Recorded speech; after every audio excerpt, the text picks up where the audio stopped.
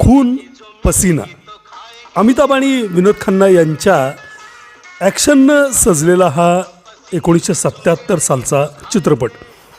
कालच्या 21 जानेवारीला याला 47 वर्ष पूर्ण झाली.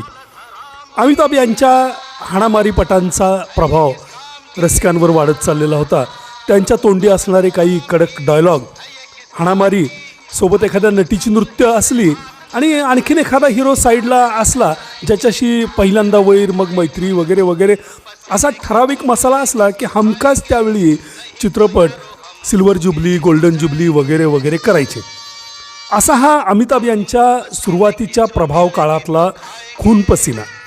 जोडीला विनोद खन्ना, त्यामुळे ॲक्शनमध्ये जोरदार असा दम आणि रेखासारखी भन्नाट नृत्य अभिनय, त्यामुळं चित्रपट चांगलाच त्यावेळी गाजलेला मला आठवतोय.